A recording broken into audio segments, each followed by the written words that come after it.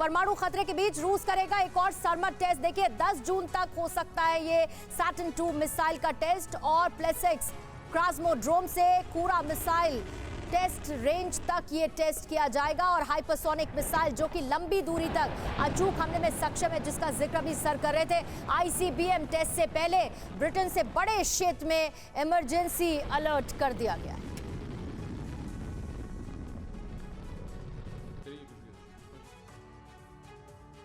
तो सरमत की बात एक बार फिर से सामने आई है। सरमत वही मिसाइल है जिसके लिए व्लादिमीर पुतिन ने कहा था कि अब दुनिया का कोई भी देश रूस पर बुरी नजर डालने से पहले 100 बार सोचेगा। अब आइए इसके बारे में हम आपको जरूरी जानकारी दे देते हैं। रूस हाइपरसोनिक मिसाइल सरमत का एक और टेस्ट करने को तैयार है। एक पहले से ही टेस्ट कर चुका है और दूसरी सरमत के टेस्ट करने की भी तैयारी है।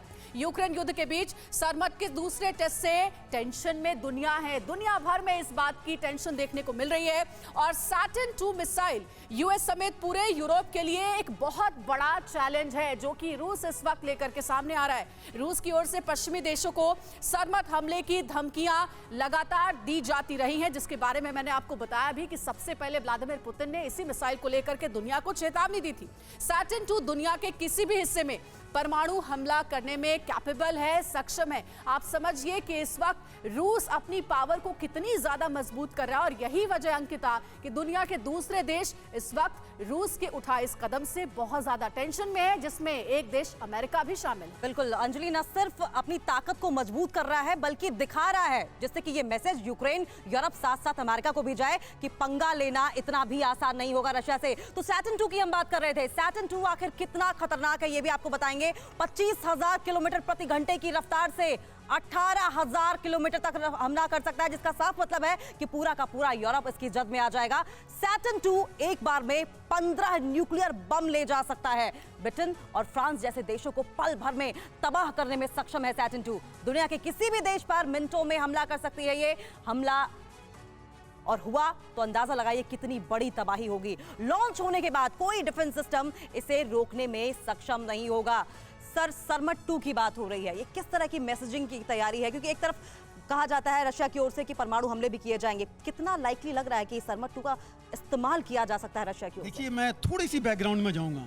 ये जो न्यूक्लियर वॉर शुरू हुआ वर्ल्ड वॉर में 5 मेगाटन सिर्फ था, हिरोशिमा नागासाकी। आज की डेट में रशिया के पास 50 मेगाटन का एक वेपन है जो कि ये सरमत में यूज़ हो सकता है। दूसरी चीज़, जब ये पहले न्यूक्लियर वॉर शुरू हुआ था उसके बाद 1960 के दशक में आते आते MAD म्यूचुअल एश्योर्ड डिस्ट्रक्शन हुआ शुरू दोनों में। दैट मीन्स हम एक दूसरे को तबाह कर सकते हैं, किसी ने भी शुरू किया।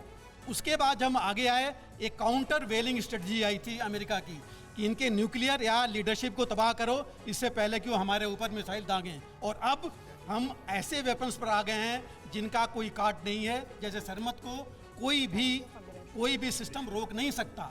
तो आज की डेट में बहुत खतरे पर हम पहुंच गए हैं इस हालत में, और सभी जानते हैं कि 2 या 3 न्यूक्लियर वेपन अगर डालें तो पूरा यूरोप तबाह हो जाएगा। इसके साथ ही हम नॉर्थ कोरिया की बात कर रहे थे। आखिर में नॉर्थ कोरिया छोटा सा है, उसको किससे डर है? इतने वेपन्स वो बना रहा है और किस पर बना रहा है? उसके ऊपर अगेंस्ट इतने सैंक्शंस लगे हैं, चाइना उसके साथ है। सोचिए कि अमेरिका का प्रेसिडेंट ट्रंप ने 2 मीटिंग की, लेकिन नॉर्थ कोरिया रुका नहीं। डर किसको है सबसे बड़ा? जापान को, अमेरिका को और पूरे यूरोप को। सर, ये टोटल अमेरिकी एक्शन और नॉर्थ कोरियन रिएक्शन तो उसे और एग्रीवेट कर रहा है, और हमने पिछले कई सालों में देखा है। और ट्रंप ने कोशिश भी की लेकिन आगे कुछ निकला नहीं। परवाह देश की, सोमवार से शुक्रवार रात 10 बजे TV9 भारतवर्ष पर।